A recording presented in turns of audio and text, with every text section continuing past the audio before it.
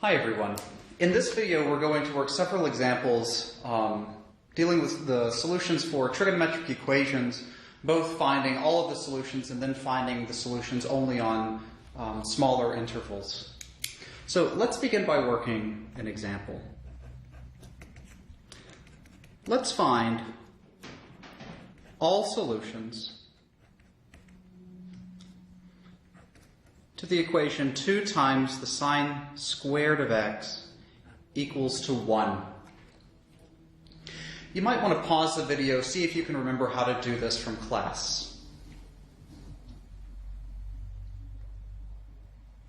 Alright, so let's recall how the procedure is going to go. First we need to solve for just sine of x. Then we'll solve for x, right? Whenever we say find solutions, we're solving for x. But to do that, first we want to isolate sine of x. So what do we need to do first? Let's divide both sides by 2. We get sine of x equals to 1/2. How do we isolate sine of x now? We need to take the square root of both sides, don't we? If we take the square root of both sides, we get that the sine of x is equal to, well, anytime you take a square root, you better take plus or minus. And what's the square root of 1/2? That's the square root of 2 divided by 2, our familiar friend. And now we have two equations that we need to solve. We need to solve where sine of x is equal to square root of 2 divided by 2, and we need to solve the equation for x, where sine of x equals to negative square root of 2 divided by 2. How do we do this? Well, let's begin by finding just one solution. What's a value, x, whose sign gives you root 2 over 2? And I'm sure that everybody will probably say, well, x equals pi over 4. The question now becomes, are there any other solutions in the first period of pi? So what's the period of pi? Between 0 and 2 pi is typically our first period of pi. So what's another solution between 0 and 2 pi for sine of x equals root 2 over 2? Another solution is x equals 3 pi over 4. And we can see that in our little unit circle, can't we? We know, here's our unit circle, one value for theta is pi over 4 has that y value of root 2 over 2, right? The y value is root 2 over 2 because that's sine tells you the y value. If theta is pi over 4, we know that the y value will be root 2 over 2. But there's another one, if you remember from the unit circle video, there's another value over here with that same y value. So there are two solutions for this between 0 and 2 pi. This guy, which is pi over 4, and then this angle, which is pi minus pi over 4, which is 3 pi over 4. Let's do the same procedure to solve sine of x equals negative root 2 over 2. Let's just start by finding two basic solutions. Well, one of them we might say is 5 pi over 4. And that's down here, right? So down here the y value is negative root 2 over 2. And then we know that if you reflect this about the y-axis, there's another one, isn't there? That gives us another solution, 7 pi over 4. So we've just found 4 solutions. None of these are coterminal, but these are all the solutions in one period of sine of x. We found these two solutions are the only two solutions in the first period of sine of x. These two are the only two solutions for this equation in one period of sine of x. How do we get all the other solutions in all the other periods of sine of x? What do I mean by that? Well, sine of x is root 2 over 2. Let's look at pi over 4. Is this the only angle where the y value is root 2 over 2? Well, no, you could look at any coterminal angle and still have that same y value, right? So how do we account for coterminal angles? We need to add 2 pi times n. And same with root 3 pi over 4 over here. any coterminal angle will also have that same y value. And on you go for all 4 solutions. So we start by finding a basic solution, and then we add 2 pi n, or the period, times n, because this is going to be different for the tangent example that we'll do next. The period times n will account for the cycling of the function sine of x. And n, of course, has to be an integer. All right, let's do another example.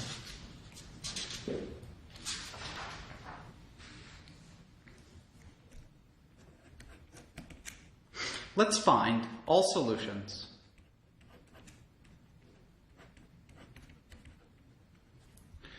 to the equation tangent cubed of 2x equals to tangent of 2x. Might want to pause the video, see if you can try to solve this yourselves.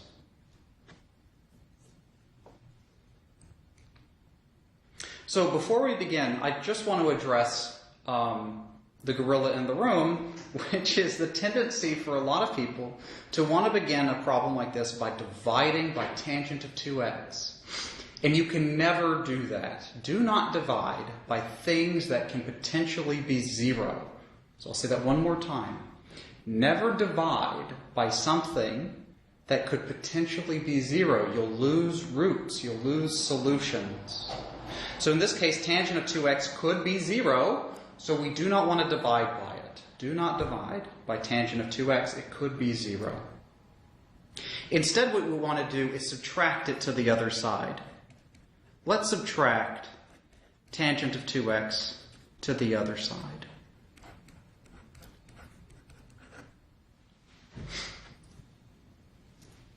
Well, how do we solve this now? Now I have a common factor, don't I? Both of these terms have a tangent of 2x. Let's factor that out.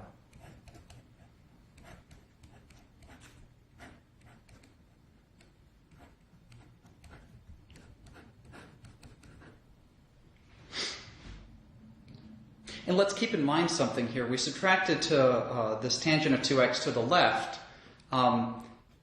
Let's just hammer in something that we remember, I hope we remember from the course, that whenever we solve trigonometric equations, this is fundamentally different from verifying trigonometric identities. We are solving for x's that satisfy this equation. So whenever we do this, we are allowed to do all the usual algebraic manipulation. We don't have to work on one side and go to the other side like we saw with trigonometric identity verification. We are allowed to subtract things and do our usual algebra. We are allowed to factor then and solve these just like we solved polynomial equations back in Algebra 2. So now that we have this form here, how do we solve something like this? It looks terrible, doesn't it? Let's recall from the course, and from Algebra 2 even, if I have a term times another term equals 0. What does that mean? Let's recall. If a times b is equal to 0, what does that mean? It means that either a is 0 or b is 0, right? So let's use that. Now we want to solve two equations. We need to now find solutions for x such that tangent of 2x is 0. And then we need to solve the equation tangent squared of 2x minus 1 equals 0. Well, this one we've already isolated tangent of 2x. Let's do the same thing in the second equation. I'm going to add 1 to both sides. And from this step, how do we isolate tangent of 2x? We need to take the square root of both sides. And one more time, what do we have to do? It's not just the square root of 1, which is 1. Anytime you take a square root, you have to pay a price. You have to put a plus or a minus. So we get two more equations here. We need to solve tangent of 2x equals 0. That one came down. We then need to solve tangent of 2x equals positive 1. And we need to solve tangent of 2x equals negative 1. We have three equations here that we need to solve. Let's do it. What's one good solution here? for tangent of stuff equals 0. Where does tangent equal 0? Well, one solution will be where 2x is equal to 0. But it's not just 0, is it? It's the 0 plus the period times n. Are there any other solutions for tangent of stuff equals 0 in that first, between 0 and pi, for instance? Or, sorry, the first period of tangents from negative pi over 2 to pi over 2. No, this is the only one. Between negative pi over 2 and pi over 2, that first fundamental period of tangent, this is the only solution for tangent of 2x equals 0. How do we now solve for 2x? We divide both sides by 2, and we're left with x equals pi over 2 times n. Let's do the same procedure over here. If tangent of stuff is equal to 1, well, what's one good solution for what my stuff has to be? Well, what does stuff have to be if tangent of stuff is 1? One good solution would be pi over 4, isn't it? Because tangent of pi over 4, if 2x is pi over 4, tangent of pi over 4 is 1, so tangent of 2x is 1, yeah? But now we need to add the period times n. And are there any other solutions to tangent of stuff equals 1 between negative 2, pi over 2 and pi over 2?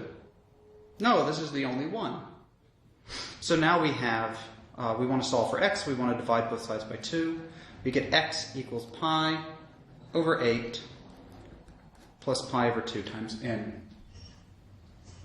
And one more time, where does tangent of stuff give you negative 1? We have to have that stuff is negative pi over 4 plus pi n plus the period times n.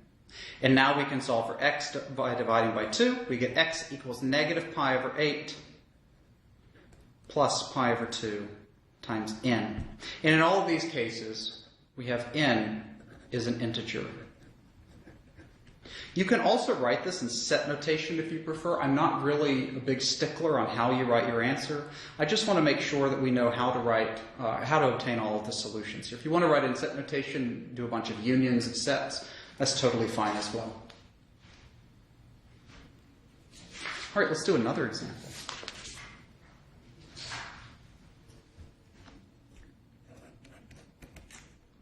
Let's find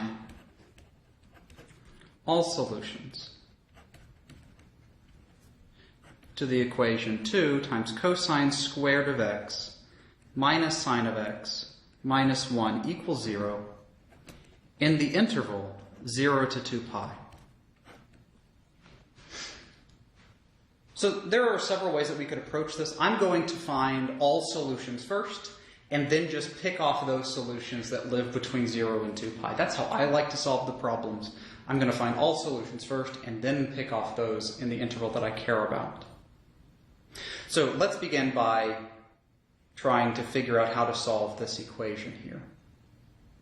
Well, it'd be great if this cosine squared was actually a sine squared, wouldn't it? Because then I'd have 2 times something squared minus something minus 1 equals 0. And we saw in the previous video that that's amenable to factoring. So do we have an identity to use to turn cosine squared of x's into sine squareds of x's? Yeah. We know that this equation is the same as 2 times 1 minus sine squared x minus sine x minus 1 equals 0. So let's simplify. Let's see if we can get somewhere. 2 times 1 is 2 minus 1, that's plus 1. So I'm left with minus 2 sine squared x minus sine of x plus 1 equals 0. I'm going to multiply through now by negative 1 just to clear this negative here because it's easier for me to see the factorization. And this is very similar to the factorization we saw in the previous video, isn't it? You can do factor by grouping again. I'm just going to immediately go. If you want to show the work, you're welcome to show the work. I know that it's going to be 2 sine x times sine of x equals 0. And another way that I figure out these factoring questions, you could do factor by grouping, that's okay. I know that I want to end up with a sine of x here, positive sine of x. Well, what are the factors of plus or minus 1? That's 1 or negative 1. So do I want a positive 1 or a negative 1 here? I want a positive 1 so that I can have positive amounts of 2 sine x's. And then I want to take away one of the sine x's. And this works, it turns out. Let's make sure. 2 sine x times sine x is 2 sine squared of x. 2 sine x times 1 minus sine of x is equal to sine of x. Minus 1 times 1 is equal to negative 1. This works. You can factor this however you like. And now again, I have the product of 2 terms equals 0. Means that either one must be 0. So we have 2 equations that we need to solve now. Oops, I'll show that work. We need to solve 2 equations. In the first equation, let's first solve, once again, for sine of x. So sine of x is 1/2. The second equation, we need to solve for where sine of x is negative 1. Well, what's a good solution for, in the first equation, where sine of x is 1/2? We get pi over 6, right? But is pi over 6 and all coterminal angles, the period times n? What's another solution for sine of x equals 1/2 in one rotation of in one period of sine of x, rather? Not only pi over 6, but x equals 5 pi over 6, right? This is another angle, not coterminal to pi over 6. That's a 5 pi over 6. That gives us sine of x is 1/2. So it's 5 pi over 6 plus another period times n. What about sine of x equals negative 1? Well, there's only one good solution here, isn't there? X equals negative pi over 2. But it's not only x equals negative pi over 2, is it? It's x equals negative pi over 2 plus the period of sine of x times n, or all coterminal angles, whichever way of thinking about this you prefer. And in all cases, n is an element of the integers. N is an integer.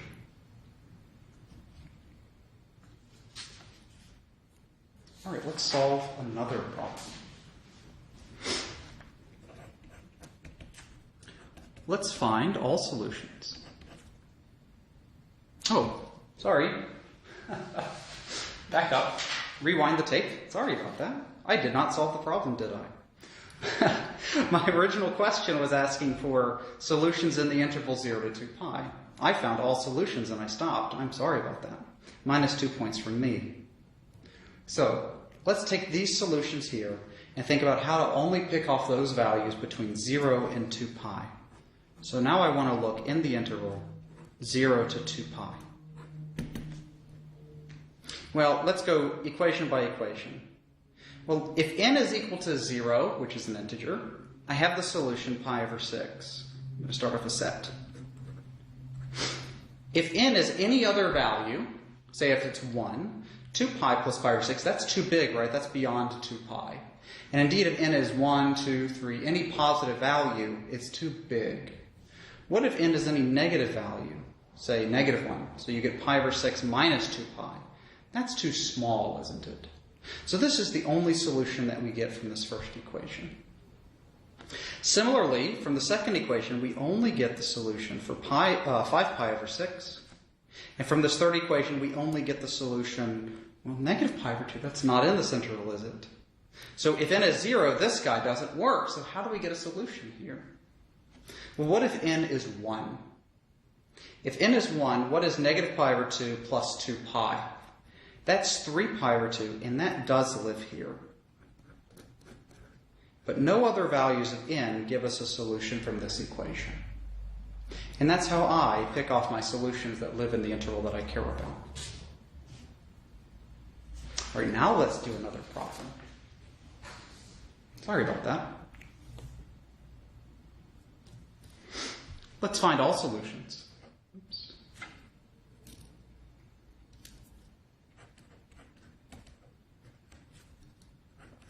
To the equation sine of x times cosine of x equals the square root of 3 over 4 in the interval 0 to 2 pi, and I'll try not to forget it this time.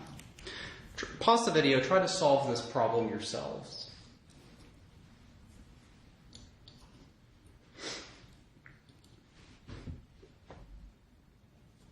So We have here that sine of x and cosine of x are multiplied here. That's kind of strange, isn't it?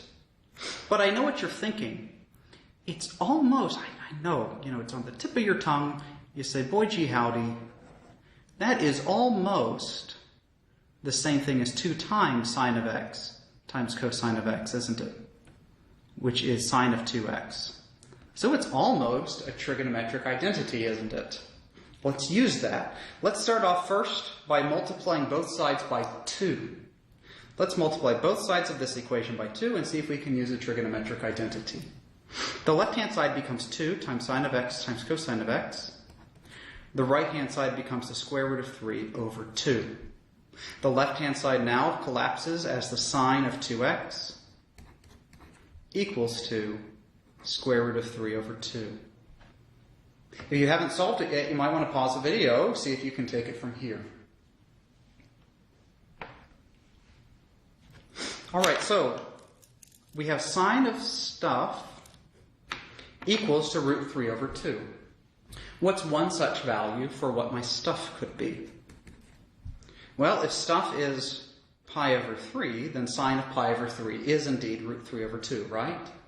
But it's not just this guy, it's any coterminal angle.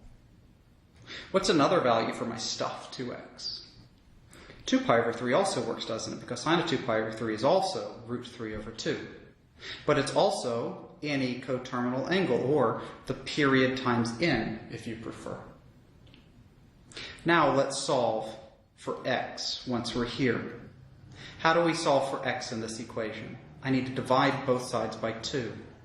2x over 2 is x. Pi over 3 divided by 2 is pi divided by 6. 2 pi n divided by 2 is just pi n. In the second equation, we have that x is equal to pi over 3 plus pi n. And in both of these cases, this is in an integer. And these are all the solutions now, but the problem's asking only for those values between 0 and 2 pi. So now let's restrict our view and just look inside the interval 0 to 2 pi. And we're looking here for x, the values of x, right? So certainly we pick up a pi over 6, form a set. So if n is 0, we're good. If n is negative, it's too small, because pi over 6 minus pi, well, that's too small, right? Less than 0. What if n is 1? What's pi over 6 plus pi? Well, that's 7 pi over 6. Oh, and that lives here, so we have another solution, don't we? What if n is equal to 2? Pi over 6 plus 2 pi, that's too big, so we have no more solutions from that first equation. The second equation, we have pi over 3 if n is 0. If n is 1, we pick off what value? What's pi over 3 plus pi? You get 4 pi over 3. And if n is anything bigger than 1, it's too big. If it's less than 0, it's too small. So here we have 4 solutions for this equation between 0 and 2 pi. That's kind of cool. Let's do another example.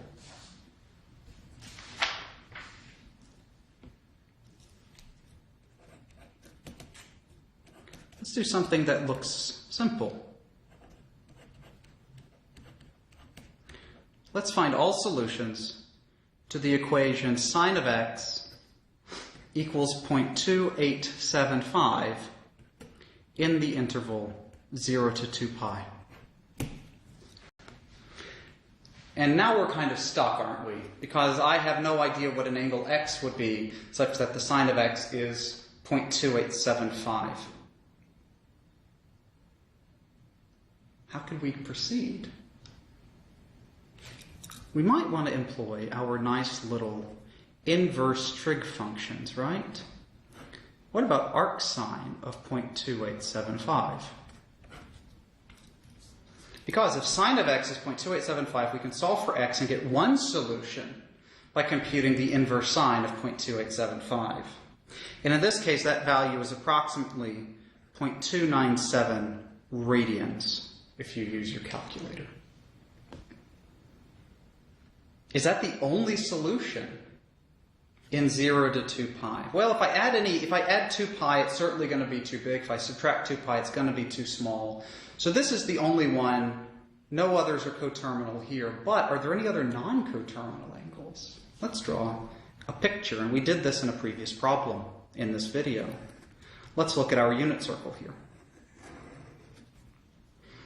I have that 0.297 radians is somewhere over here. Here's that value x. And I know it has a y value of 0.2875. That y value of this point on the unit circle is 0.2875. Is that the only angle in the unit circle that gives a y value of 0.2875? Of course not. There's another one over here. So how do we find now this angle theta? Rotating all the way over to that green line there. Another solution is going to be theta. And we get it by taking pi and subtracting the arc sine of 0.2875, or subtracting this value x here. And you get a value that's approximately 2.845 radians. Why do we subtract? Why do we do pi minus x? Why do we do pi minus that arc sine of 0.2875? Well, let's look. If we first travel pi, what's this remaining angle here? What is this angle here? What's left over? If we go theta, this guy is x, isn't it? This angle is the same as this angle. So, how do we obtain theta? One could first rotate an entire angle by pi, but then we have to rotate clockwise, means subtract that angle x, which is arc sine of 0.2875. And this gives us the only two solutions between 0 and 2 pi. All right, guys, so I hope that this helps. Solving trigonometric equations takes a lot of practice. It's a lot of algebra, and I know that people don't like algebra sometimes, but just be sure to practice. Try to get familiar with the different strategies that are employed. Remember those identities. Remember the various factoring tricks that we learned in Algebra 2. As always, if you have any questions whatsoever, feel free to reach out to me, and I'm happy to answer any questions that you have via email, or once again, we can set up a time to Skype. So, you now have all of the information, all the tools in your toolbox to work on Quiz 6. You also have all of the information that you need to take Exam 2 in this course, which I will send out to the proctors this afternoon. So, good luck studying and preparing, and I look forward to seeing you in the next video. Thanks so much.